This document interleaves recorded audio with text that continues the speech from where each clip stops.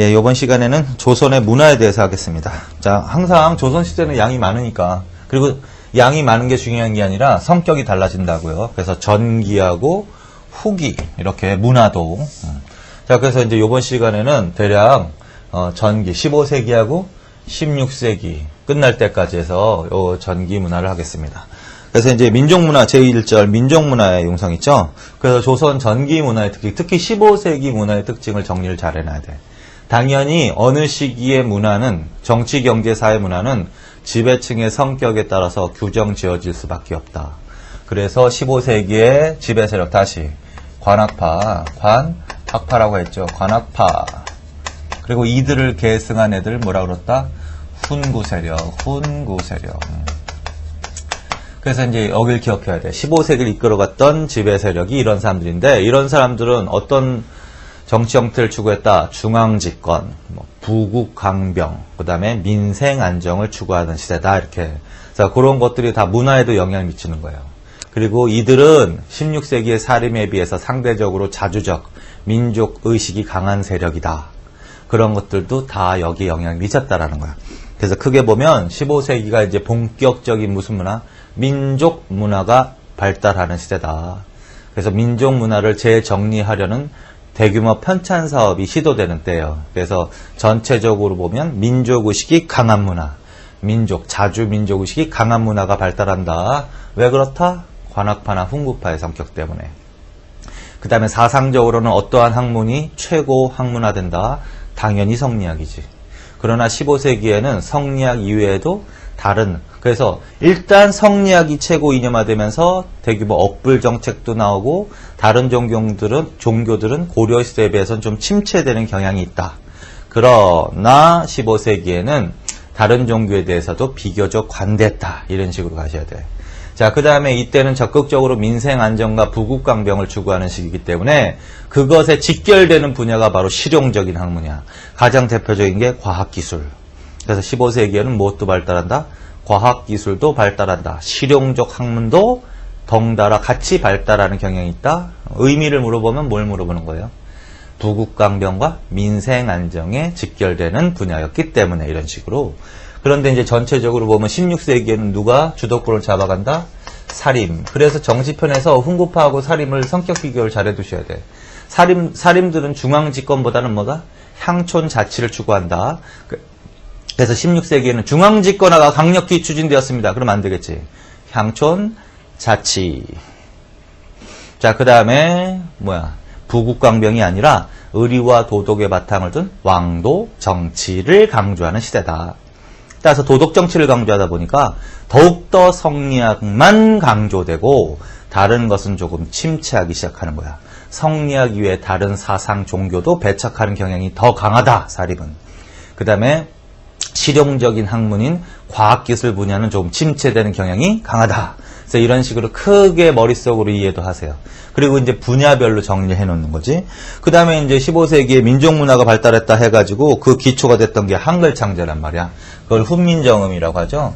그래서 훈민정음이 창제되는 시대가 조선시대 맞죠? 이건 당연하게 누구나 다 아는 거지. 세종대왕 때. 자, 그래서 넘기시고 이거는 가볍게 읽어보시면 돼.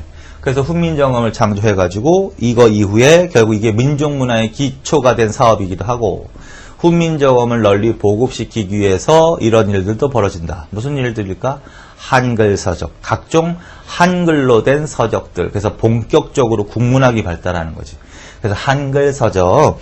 그래서 거기 눈으로 보시면 되지만 특히 이거 정도는 알아서 이거 문학과도 관련 있어. 용비 어천가. 이건 국어책에도 나오겠죠? 월인 청강지곡, 그렇죠? 용비 어천가하고 월인 청강지곡이 이게 무엇과 관련되어 있는 사업이다? 훈민정음 창제. 그래서 용비 어천가하고 월인 청강지. 특히 용비 어천가는 무슨 내용으로 들어가 있다? 왕실의 찬양이야. 왕실의 찬양. 월인 청강지곡은 당연히 부처님. 그 다음에 그러나 훈민정음을 일반 사람들, 특히 선비들, 지식인층이 널리 사용하지는 않았죠. 그래서 주로 행정실무에 이용할 수 있도록 훈민정음으로 시험을 치르기도 했다. 그런 거 그냥 눈으로 보고 그걸 이과라고 한다. 그 다음에 이제 궁중에서는 주로 여인들이 이걸 주로 사용했다. 그래서 궁중문학, 여인문학에도 영향을 미친다.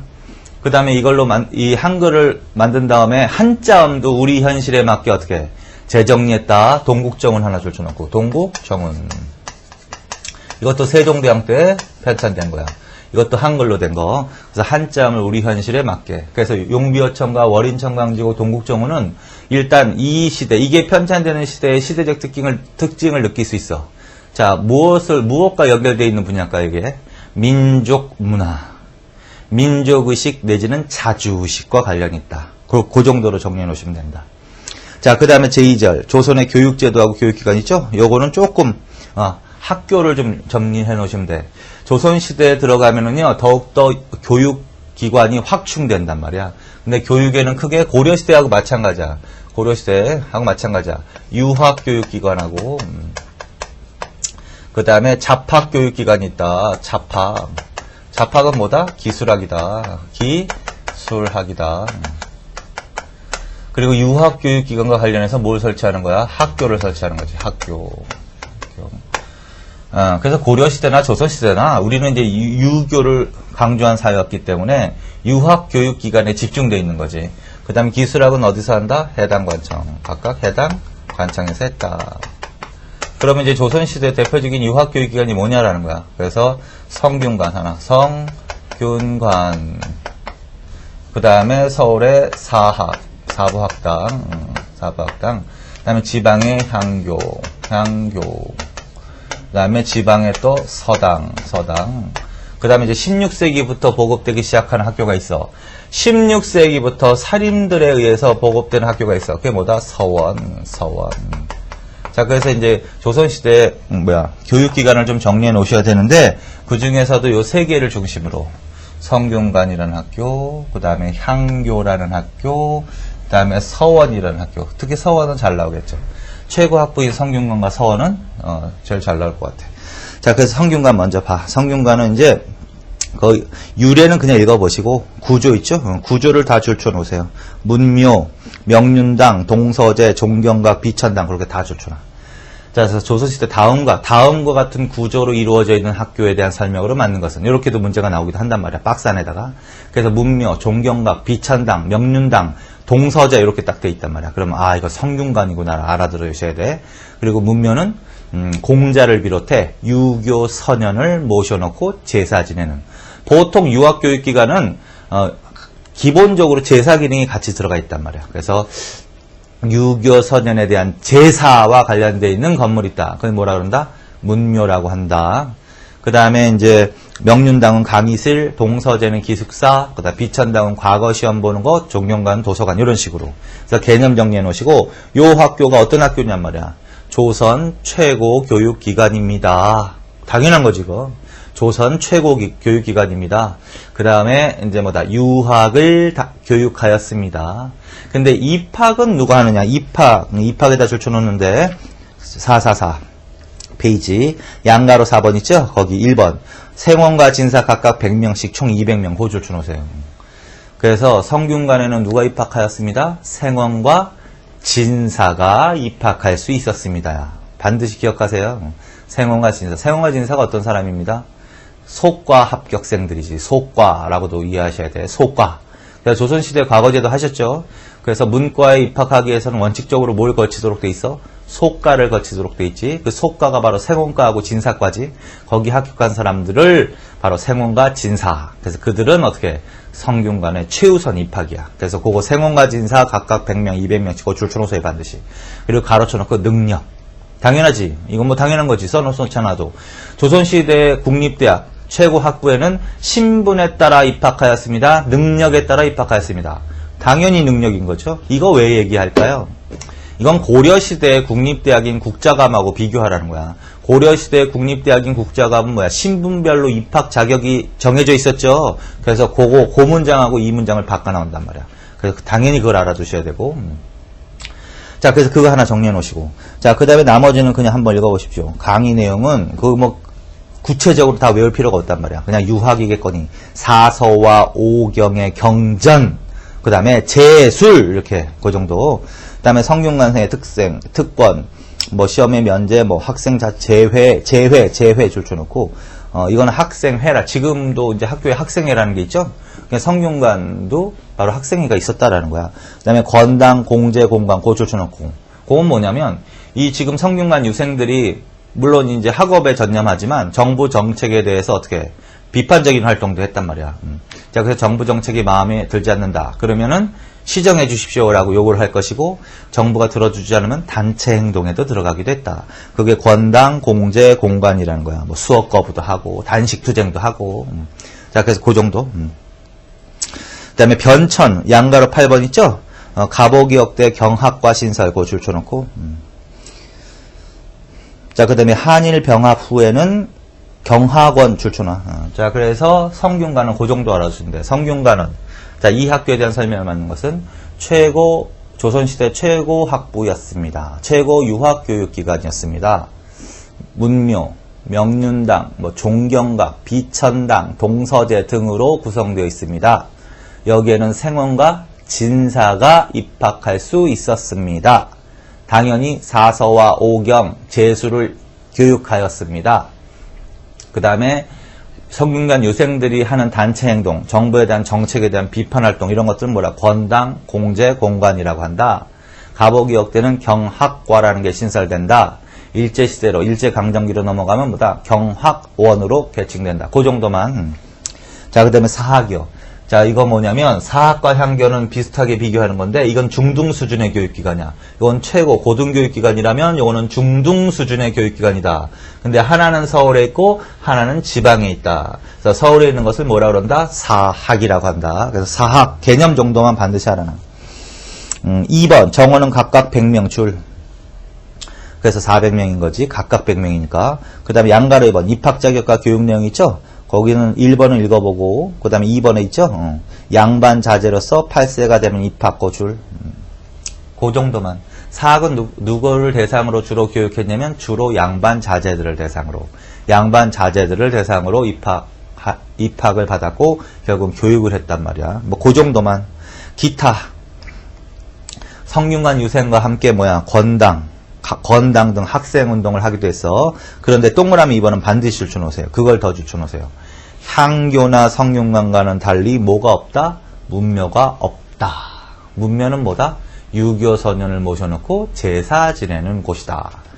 자, 그래서 같은 중등 수준의 교육기관이지만 성균관과 구조가 비슷한 이렇게 성균관과 비슷한 구조로 이루어져 있다. 그러면 사학을 말하는 게 아니야.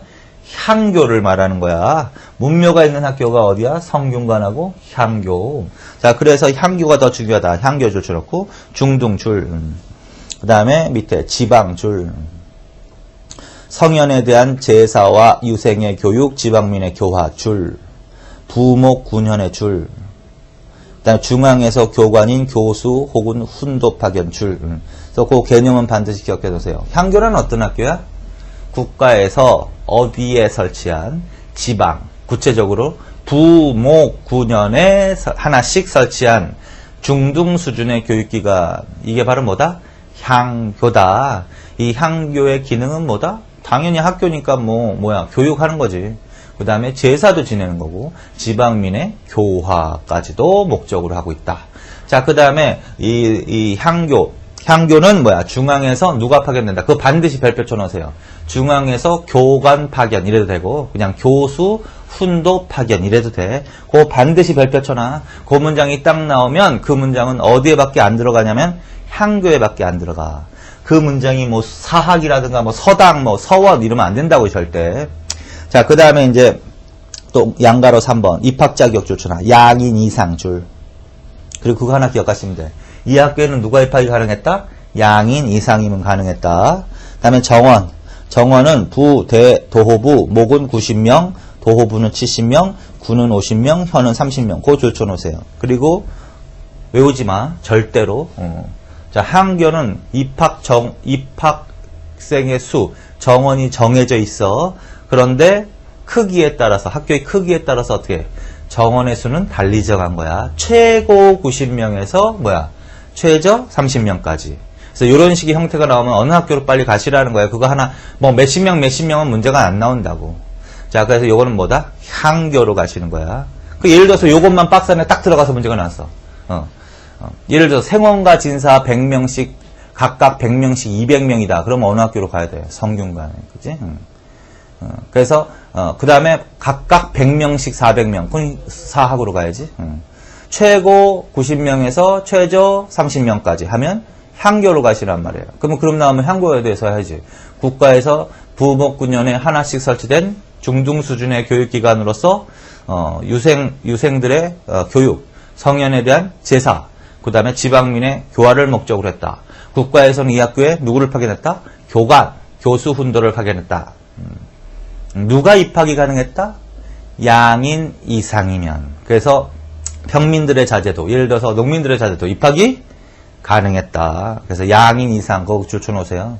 성균관은 누가 입학했지? 생원과 진사. 거꾸로 생원과 진사가 입학했다 그러면 성균관. 주로 양반 자제들을 대상으로 중앙에 어쩌고 저쩌고 하면 사학. 그 다음에 지방에 설치되었는데 양인 이상이면 가능. 이렇게 하면 향교.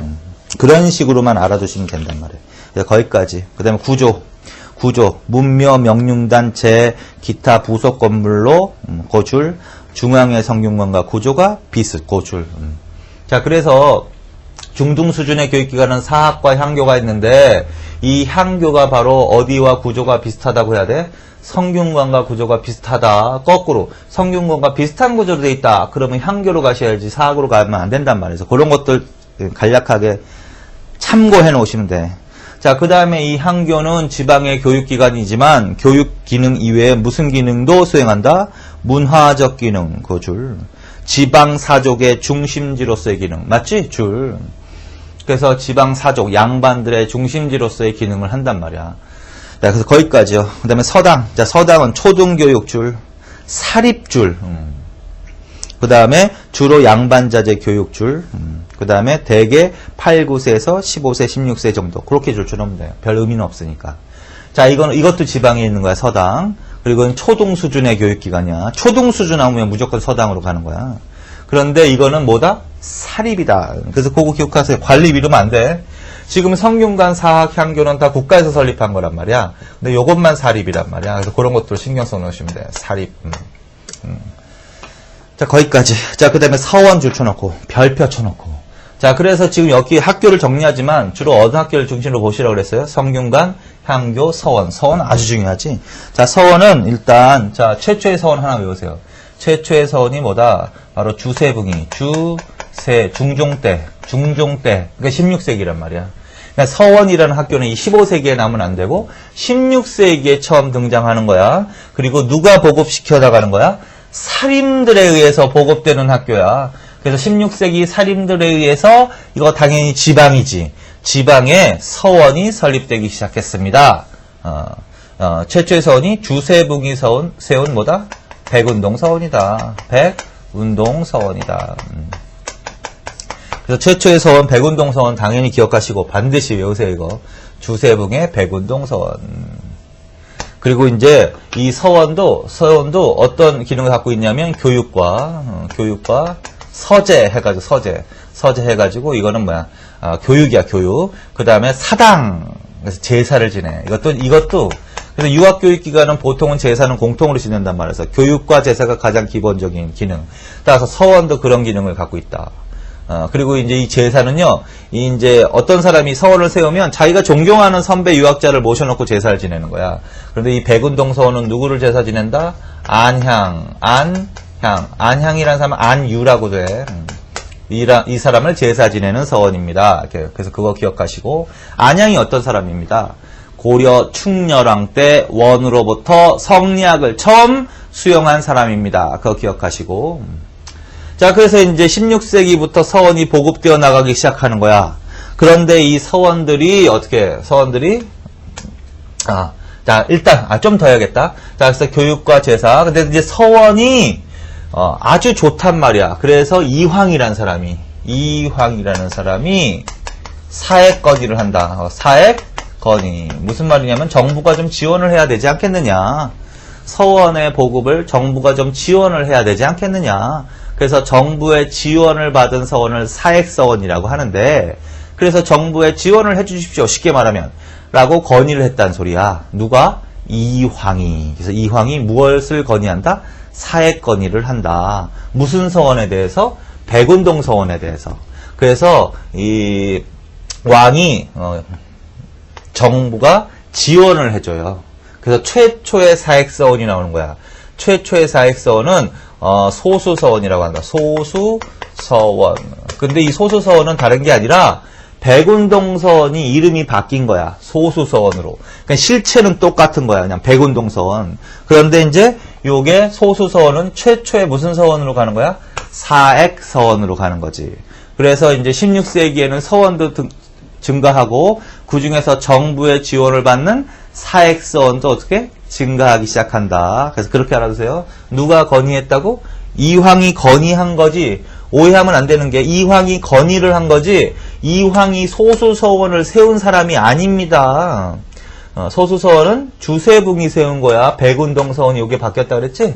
자, 그래서 그렇게 그래서 서원 이렇게 해놓으시고 기능과 구조. 당연히 기능은 뭐다? 교육, 그 다음에 제사, 이 가장 기본적인 기능이다. 자, 그 다음에 거기 보시면 향음주례도 줄쳐놔. 이 학교에서는 봄, 가을로 2차례씩, 1년에 2차례씩 뭐? 음주례. 그 음주례도 줄쳐놓으세요. 향음주례. 향음주례가 뭐다? 향촌에, 동그라미 2번에 설명되어 있죠. 향촌의 선비나 유생들이 학덕과 연륜이 높은 이를 주가 되는 손님으로 모시고 술을 마시며 잔치를 하는 의례의 하나. 거기까지 있다. 요게 바로 향음주례. 요게 서원의 특징이기도 한 거야. 그래서 거기까지. 자, 그래서 서원에 대해서 다시 말해보세요. 서원이란 몇 세기? 16세기에. 누가? 사림. 어디에? 지방에 설립한 학교. 따라서 이거는 관립이야, 사립이야. 이것도 사립인 거야. 최초의 서원, 주세붕의 백운동서원. 최초의 사액서원, 소수서원. 소수서원으로 사액을 받아라. 예, 정부로부터 지원을 좀 해주십시오. 라고 건의한 사람은 누구? 이황.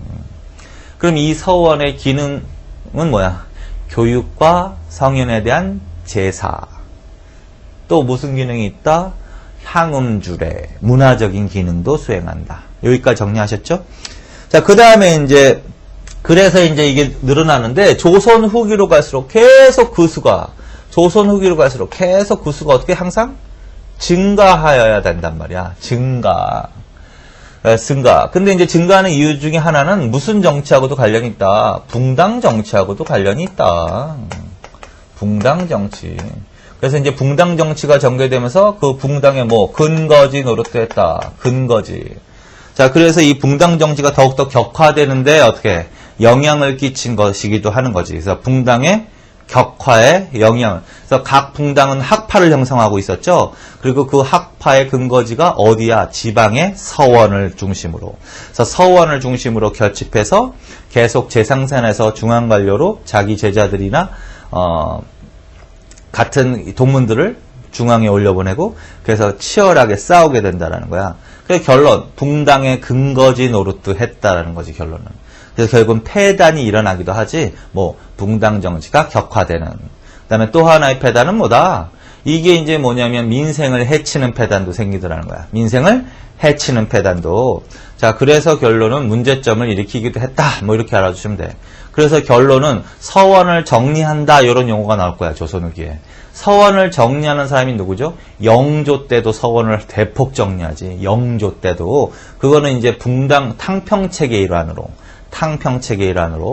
그 다음에 흥선대원군 또 전국의 서원을 47개로 정리한단 말이야. 그래서 조선 후기로 계속 가는데 증가한다. 그런데 이제 어느 때는 서원을 대폭 정리한다라고 나와야 돼. 영조하고 흥선대원군.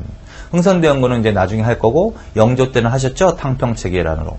붕당의 근거지를 약화시켜서 붕당 간의 대립을 완화시키고자 했다. 그래서 거기까지. 자, 그 다음에 기술교육. 자, 기술교육은 아까 무슨 학이라고 그랬죠? 기술학은 잡학이라고 그랬지. 잡학은 원래 어디에서 하는 게 원칙이야? 해당 관청. 그래서 그 얘기를 미리 하신 거여서 담당 기관이 바로 해당 관청이라는 거야. 그런데 이제 이 대표적인 그 니은 있죠, 니은. 니은 보시면 고려시대하고 좀 비교해 놓은 거지. 고려시대는 율서, 산학은 국자감에서도 했지. 근데 조선시대는 그러면 안 돼. 모든 기술교육을 어디서 합니다?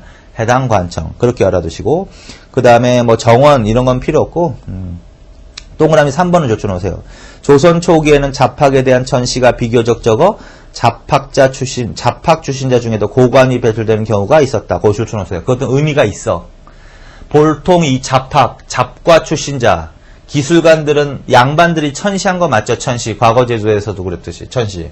그래서 얘네들은 고관으로 승진하는 것을 제한했단 말이야. 그게 뭐라 그럴까? 한품서용제라고 했죠. 한품서용제. 그런데 의미가 있는 거야. 뭐야? 조선 초기에는 잡학 출신자에 대한 천대가 비교적 어떻게 했다 그랬지? 적다 그랬지. 그래서 그게 의미가 있는 거야. 왜 그랬을까? 이때는 부국강병과 민생안정을 위해서 국가가 무엇도 발달시키는 시대야. 기술도 발달시키는 시대 아니야. 그래서 비교적 천시가 적었다. 그래서 때때로는 고관으로 승진하는 경우도 있었다. 그래서 이게 이제 몇 세기의 상황으로 맞는 거야? 15세기의 상황으로 맞습니다. 구체적으로 왕을 고르라고 한다면 아마 세종대왕을 물어볼 거야. 맞죠? 세종대왕 때가 특히 이 민생 안정을 위해서 장영실 이런 사람들 막 등용하면서 기술을 발달시켰단 말이야. 자, 그래서 거기까지. 그 다음에 해당 관청 있죠? 외국어 교육, 사역원. 그거는 반드시 줄쳐놓으세요. 그 다음에 의학교육 전이감 정도는 반드시, 해민서까지. 전이감, 그건 반드시 줄쳐놔.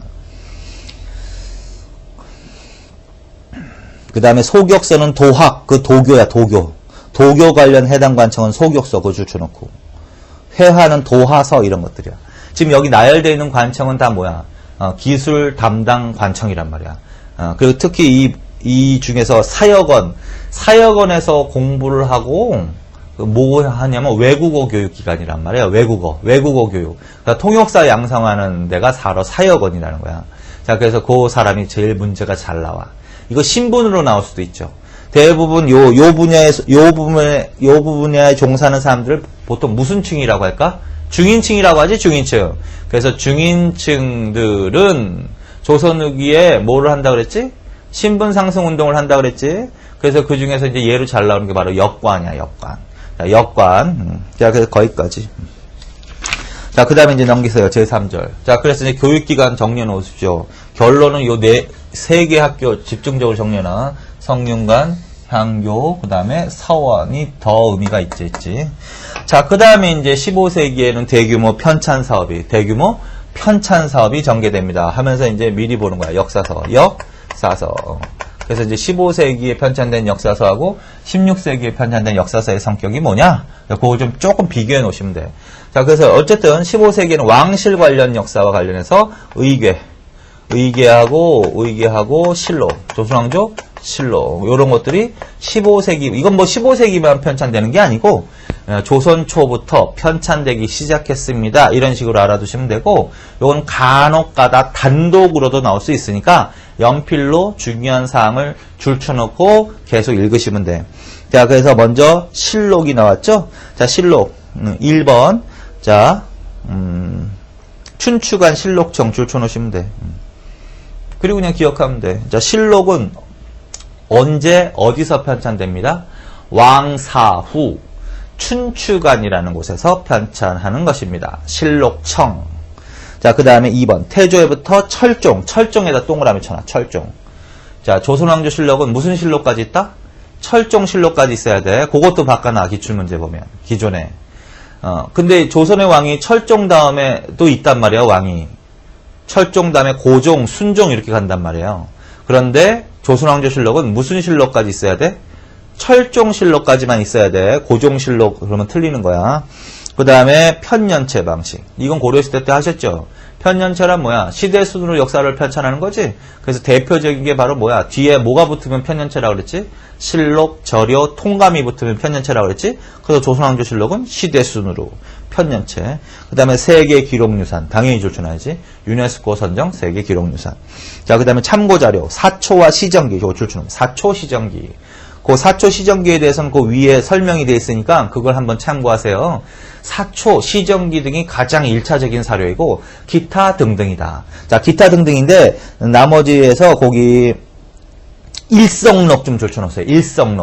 일성록 줄쳐놔. 이거는 왕의 일기라고 해놔. 왕의 일기. 자, 일성록은 무슨 글을 말한다? 왕의 일기. 그 일성록이 실록의 편찬 참고 자료가 된 것은 정조 때부터야. 그래서 정조라고 써놔. 조선 후기에. 이 일성록은 정조 물어볼 수도 있어.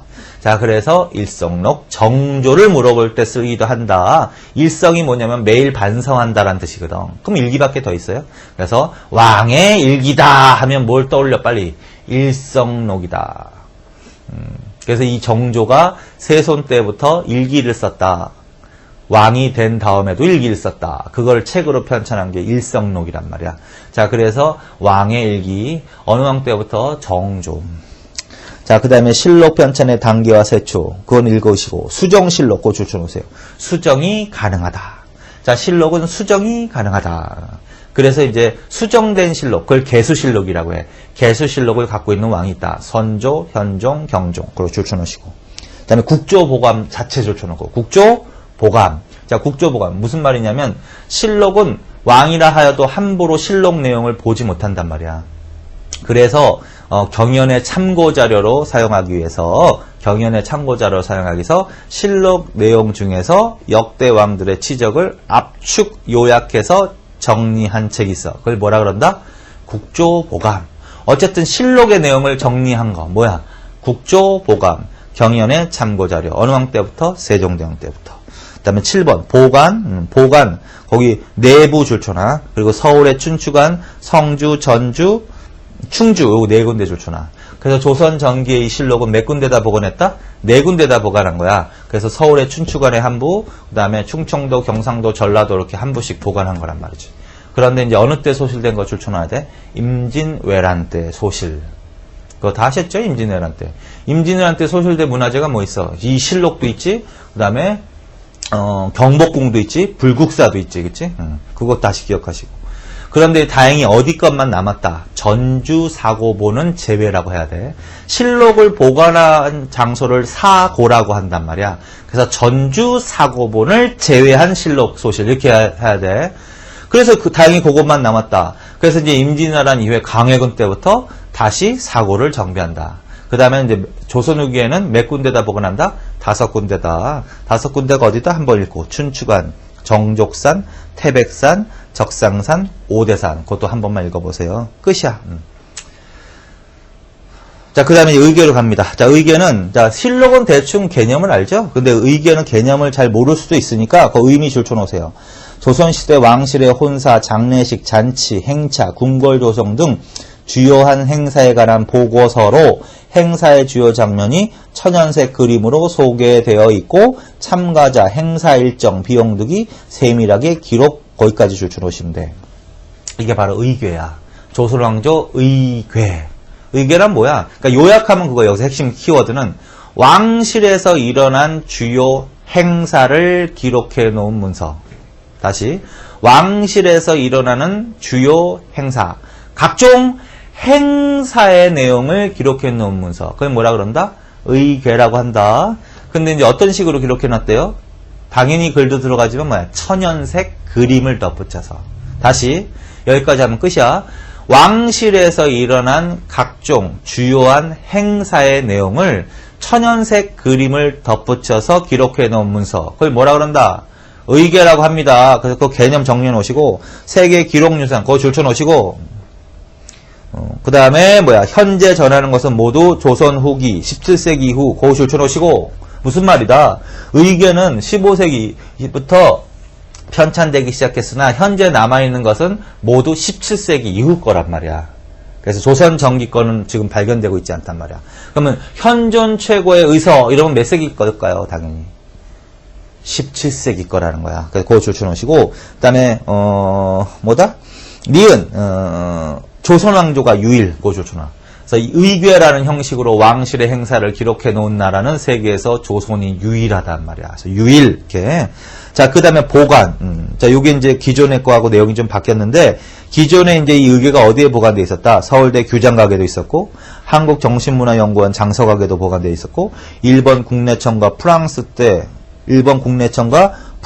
파리 국립도서관에도 보관되어 있었다. 이 조선왕조 의궤가 해외에도 보관되어 있었단 말이야. 일본이나 프랑스에도. 특히 프랑스에 보관되어 있던 의궤는 1866년 병인영려 때 프랑스군이 강화도 외교장각에서 약탈해간 고급 어람용 의궤 약 300건이었다. 그러나 2011년 프랑스와 일본에 보관되어 있던 의궤는 반환되었다. 이렇게 돼 있죠? 그래서 그거 반드시 지금은 알아두세요. 2011년에 프랑스에서 그 다음에 일본에서 보관되어 있던 의궤가 한국으로 반환됐다고. 자, 그래서 그거 기억하시고 거기 프랑스 밑에다가는요 임대 형식으로 써놓으세요. 임대 형식으로 반환됐어. 임대 형식으로. 그러니까 소유권이 완전히 넘어오지는 않고 프랑스가 그냥 빌려주는 방식으로. 우리 것인데도 불구하고 임대 형식. 그다음에 일본으로부터는 소유권 이전 이렇게 써놔. 일본으로부터는 소유권이 완전히 이전되어서 반환됐다 이렇게. 그래서 기존에 저걸 잘 물어봤단 말이야. 왜 의궤가 프랑스에 보관돼 있었느냐. 그게 바로 뭐와 관련있다? 병인양요. 병인양요 때 프랑스군이 강화도를 약탈해 갔다. 침공했다. 근데 그 강화도에 뭐가 있었다? 외교장각. 외교장각에서 보관되어 있던 의궤를 약탈해 간 약탈문화재였다라는 거야. 자, 그래서 그거 기억해놔. 자, 그 다음에 15세기 역사서의 편찬 있죠? 자, 그래서 요거. 뭐 여기 보이는데 이 중에서 이제 세 개의 책은 반드시 저 정리했어요. 정도전의 고려사, 정도전의 고려국사, 그 다음에 고려사, 김종서 정인재 고려사, 그 다음에 다음 페이지로 넘기셔가지고 서거정 등의 동국통감. 그래서 역사서 부분은 조금 책까지 물어보거든. 자, 그래서 15세기에 편찬된 대표적인 역사서로는 뭐가 있다? 정도전의 고려국사, 김종서 정인재 고려사, 그다음에 서거정 등의 동국통감. 그래서 그거 반드시 기억하세요. 그리고서 이제 보는 거야. 요 고려국사하고 고려사는 당연히 고려시대사를 정리한 거야. 고려시대사. 근데 이제 15세기 고려시대사의 서술의 특징은 뭐냐면, 고려사 서술의 특징은 뭐냐면, 고려 후기 역사를, 고려 후기를 부정적으로 서술한다. 부정적으로 서술해. 그게 공통점이야. 15세기 역사서의 특징. 왜 그렇다? 조선 건국의 조선의 정당성을 강조하기 위해서. 조선의 정당성을 강조하기 위해서. 그래서 그런 것들을 좀 신경 써놔야 돼. 자, 그래서 정도전의 고려국사든, 그 다음에 세종 때부터 편찬되기 시작해서 문종 때 완성된 고려사든, 다 뭐야? 조선 후기 역사를 뭐? 부정적으로 서술했습니다. 왜? 조선 건국의 정당성을 강조하기 위해서 이렇게. 그래서 그거 반드시 기억해 놓으세요. 그리고 나머지도 다 자, 고려국사 줄만 쳐놓으세요. 정도전, 이재현의 고려국사 계승, 재상의 역할 강조, 조선 건국의 정당성 강조, 그 세 개. 자, 그 다음에 고려사, 세종에다 동그라미 쳐놔. 이 책은 세종 때부터 편찬되기 시작했습니다. 왕실 중심 줄. 세가 열전치. 이건 무슨 체다? 기전체라는 소리야. 기전체. 근데 뭐는 없어? 본기는 없습니다. 넘기시고. 그 다음에 우왕과 창왕을 열전의 기술. 그거 줄. 그게 무슨 말이냐면 이게 바로 후기 역사를 우왕, 창왕 때 역사를 부정적으로 서술했다는 뜻이야. 그래서 고려 조선 건국의 정당성을 강조하고자 했다. 자, 그 다음에 동국통감. 자, 세조 때부터 편찬되기 시작해서 성종 때 완성됐다. 그것도 다시 동그라미. 이거 사료지문으로도 나오는 거예요. 이 책의 특징을 박스에다가 사료지문을 준단 말이야. 그러면 예를 들어서 고려사는 편찬되기 시작했다를 주로 줄 거야. 왜냐면 문종은 왕을 물어보지 않거든. 편찬되기 시작했다 하면서 세종을 물어보는 거고, 동국통감 같은 경우는 둘 다 편찬되기 시작했다. 그럼 어느 왕 물어보는 거야? 세종. 편찬되었다. 그러면 성종. 그래서 그것도. 그 다음에 단군조선을 민족사의 시조로 정립한 최초의 통사. 그거 별표 쳐놔. 이 동국통감은 뭐다? 단군을 우리 민족의 시조로 정립한 책이다. 단군. 그래서 15세기에는 이것도 민족의식과 관련이 있는 거야. 15세기에는 누구를 강조하는 때다? 단군을 강조하는 때야. 단군. 기자보다는 단군을 강조하는 때야. 그리고 최초의 통사. 최초의 통사야. 최초의 통사. 이 통사라는 것은 또 개념도 알아. 통사. 그래서 우리나라에서 처음으로 통사 편찬이 시도된 게 바로 성종 때 동국통감이란 말이야. 통사는 전체 역사를 서술한다 이렇게 알아주는데 전체 역사 이렇게. 전체 역사 이렇게. 그래서 이제 단군 조선으로부터 고려말까지의 역사를 전체 역사를 적은 거지. 이걸 통사라고 한다. 자, 근데 하나 더 밑에 이게 이제 완성된 때가 바로 이제 완성이 됐어. 이게 어느 때라고요? 성종 때지? 성종 때 완성이 됐어. 근데 이제 성종은 누구를 등용하는 사람이야? 사림이라는 사림이라는 세력을 등용하는 사람이죠? 근데 이제 이 사림을 등용시켜 놓고, 근데 이건 누가 썼냐면 당연히 훈구 세력이 썼단 말이야. 근데 성종은 딱 보니까, 이건 훈구파의 역사의식이 너무 반영돼 있다. 사림들의 역사의식도 좀 가미시켜야 되겠다. 해가지고 사림까지도 참여시킨 거야. 다 완성시킨 다음에. 그래서 이 책은 이렇게 표현해. 그 큰 역사의 큰 줄기는 훈구파가 서술하고, 그 다음에 각 개별 사건에 대한 평가, 그걸 사론이라고 하거든. 사론은 누가 썼다? 사림들이 썼다. 그래서 이 책은 이렇게 표현할 수도 있어. 훈구파 플러스 사림들의 절충, 이런 식으로도 표현할 수 있어. 그래서 그거 반드시 줄쳐놓으세요. 거기에 참가했던 사림이 바로 최부, 표현말 이런 사람들이라는 거야. 자, 그래서 거기까지만 기억하세요. 그래서 특히 요 세 책 기억해 놓으시면 돼. 자, 그 다음에 양가라오번 16세기. 16세기 가면 누구의 의식이 반영된 역사서가 편찬된다? 사림. 그래서 일단 줄쳐 놓으십시오. 대표 사서 박상이야. 박상의 동국사량. 박상의 동국사량. 유희령의 표제음주 동국사량.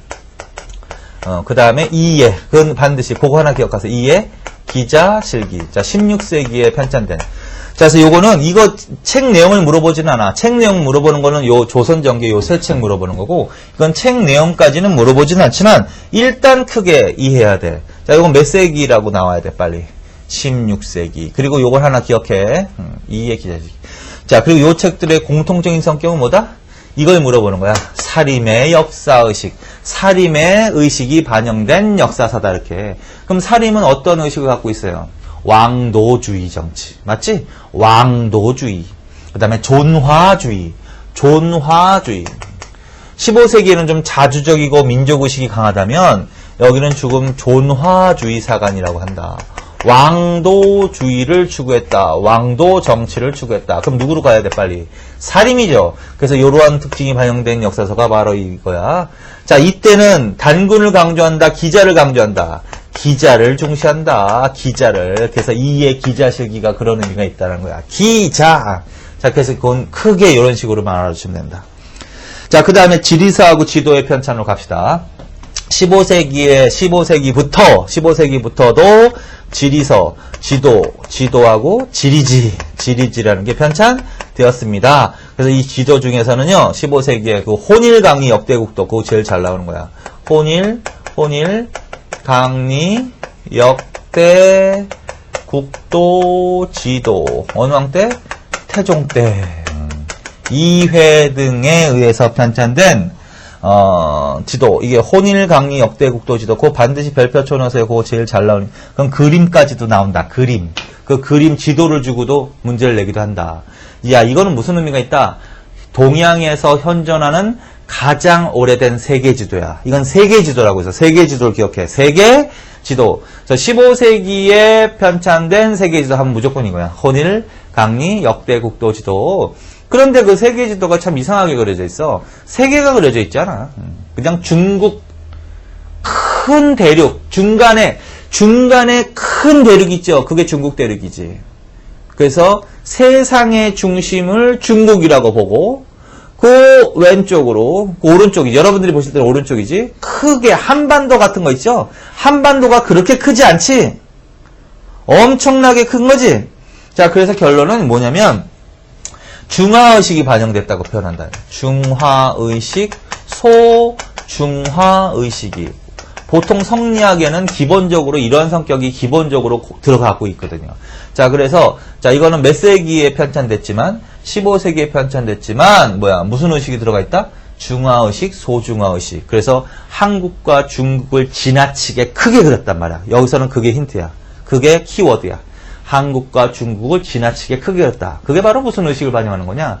중화의식, 소중화의식. 그래서 혼일강리 역대국도 지도 있죠? 그래서 그거 반드시 알아두세요. 별표 쳐놔. 그 다음에 팔도도하고 동국지도. 이거는 이제 우리나라 전도야. 우리나라 전도. 세종과 세조 때. 자, 그 다음에 조선방역지도. 조선방역지도. 이건 몇 세기로 간다? 16세기로. 조선방역지도. 이건 몇 세기로 간다? 16세기로. 이거는 현존한다. 앞에 거 15세기에 편찬된 팔도도하고 동국지도는 현재 전하지 않는단 말이야. 그런데 현존하는 거는 뭐다? 조선 방역지도 16세기에 그 다음에 끝에 어디까지 영토로 돼 있다? 만주하고 대마도. 그 줄쳐놓으세요 반드시. 만주하고 그 중간은 안 읽어도 되는데 만주하고 대마도까지 표기됐다 이렇게. 그래서 16세기에 편찬된 우리나라 지도로서 현존하는 이렇게. 그 다음에 만주와 대마도도 우리 영토로 표시했다. 그 말은 무슨 말일까요? 만주하고 대마도도 우리 영토라는 인식이 반영된 거지. 그래서 그거 거기까지 반드시. 그 다음에 이제 지리지로 갑시다. 지리지. 자, 지리지는 자 조선전기 최초의 지리지가 이거야. 신찬 팔도 지리지. 세종대왕 때 신찬 팔도 지리지. 근데 팔도 지리지인데 이제 현재 전하는 것은 경상도 지리지만 전한다. 그리고 이게 신찬 팔도 지리지가 바로 이제 뭐다? 세종실록 지리지의 기본이 되는 거지. 세종실록 지리지. 그리고 이 세종실록 지리지에는 뭐가 들어가 있다? 단군신화 줄쳐놓고 단군신화. 그 다음에 조선전기의 대표적인 인문지리지는 이걸 제일 잘 물어봐. 동국여지승남, 동국여지승남, 성종 때. 그래서 이 3개 정도는 계속 기억하세요. 몇 세기란 건 알아들어야 돼 최소한. 이걸 주면 이러한 지리지가 편찬된 시기의 사회상황 이렇게 물어본단 말이야. 그러면 15세기란 건 알아두셔야지. 그 다음에 그 중에서 제일 대표적으로 나오는 게 이거야. 성종 때 동국여지승남, 조선전기의 대표적인 인문지리지로서. 근데 이건 현존하지 않아. 이걸 참고로 해서 만든 16세기에 그거 줄쳐놓고 신증 동국여지 승남이 전하는데, 자, 여기에, 그거 줄쳐놓으세요. 여기에 이제 서문에 우리나라 지도가 들어가 있거든? 지리지, 신증, 동구, 여지, 승남 안에 우리나라 지도가 들어가 있는데, 그 지도 이름을 뭐라 그런다? 팔도, 총도. 그래서 그거 반드시 줄쳐놓으세요. 팔도, 총도. 근데 이제 팔도, 총도가 어떤 의미를 갖는 지도냐면, 원래 이제 조선시대에 울릉도와 독도를 병합 표기했거든? 우산도 해가지고 병합 포기했거든. 그런데 이제 울릉도에서 독도를 분리시켜서 최초로 표기한 지도야. 그래서 이렇게 의미를 하는 거지. 독도가 표기된 최초의 지도라고. 독도가 표시된 최초의 지도는 뭐다? 팔도 총도. 그거 기억하세요 반드시. 울릉도 독도 문제는 가끔가다 지역적인 문제 1번과 관련해서 나오잖아. 자, 그래서 팔도 총도는 독도가 표시된 최초의 지도다. 그래서 지리지 크게 봤지만 동구 여지 승남, 신증 동구 여지 승남 요 정도를 머릿속에 기억하시라는 거야. 자, 그 다음에 이제 마지막 부분으로 편찬 윤리의례서로 갑시다. 자, 윤리의례서. 그래서 이거는 당연히 조선이 이제 유교 사회 아니야. 그래서 유교가 성리학이 더 강조되면서 윤리의례서의 편찬은 당연한 거지. 그래서 요거는 이거를 더 알아놔. 삼강행실도하고 삼강행실도 왕까지 세종. 그 다음에 국조오레이. 이거는 어느 왕 때? 성종. 자, 이건 사료지문으로도 굉장히 꽤 잘 나오는 거야. 자, 그래서 삼강행실도를 사료지문으로 주기도 한다. 그럼 삼강행실도가 대충 어떤 책인가를 알아야지. 삼강행실도는 삼강오륜에 관련된 거야. 쉽게 말하면 삼강오륜에 관련된 거. 그래서 우리나라와 중국의 역대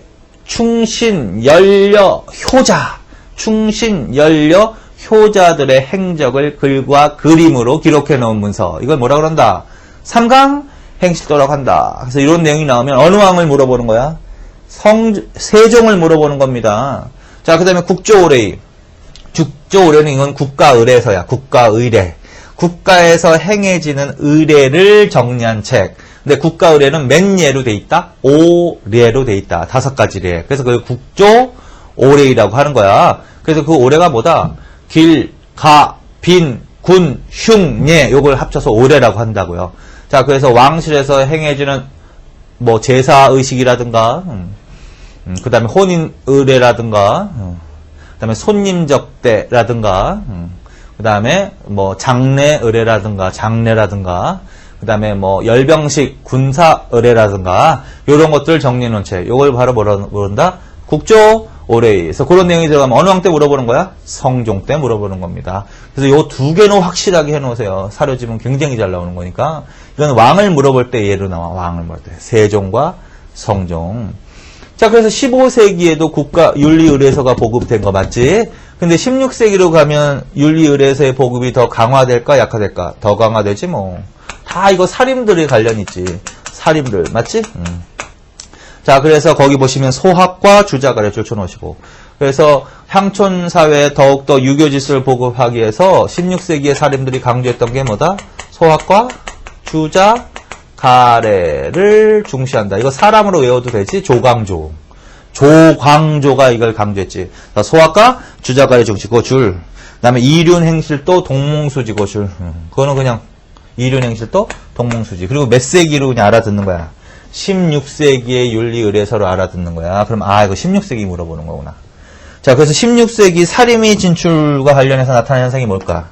서원이 보급되어 나갔습니다.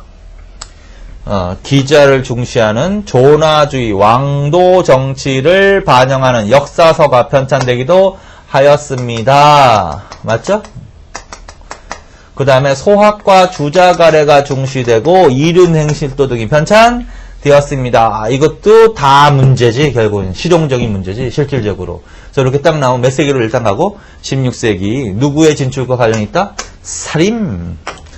자, 그래서 여기까지 일단 정리합시다. 그래서 이번 시간에는 이제 뭐 하신 거예요? 관학파, 홍고파하고 살인파, 성격비 이거 다시 한번 해놓으시고 그게 문화에도 영향을 미쳤다라는 거야. 그래서 크게 정리해놓고 그 다음에 훈민정음 창제와 관련되어 있는 거, 그 다음에 학교육기관, 그 다음에 역사서, 지도, 지리지, 윤리서. 그래서 그걸 조금 나눠서 한 거지. 15세기, 16세기. 의도적으로 요걸 물어보면 지배 세력은 관학파, 홍고파 물어보는 거고, 요걸 물어보면 여기에 영향을 미치는 거는 사림을 물어보는 거다. 그래서 그렇게 정리해 놓으십시오. 자, 이번 시간은 여기까지 하시고, 다음 시간에 이제 성리학의 발달과 융성 있죠? 거기서부터 하겠습니다. 수고하셨습니다.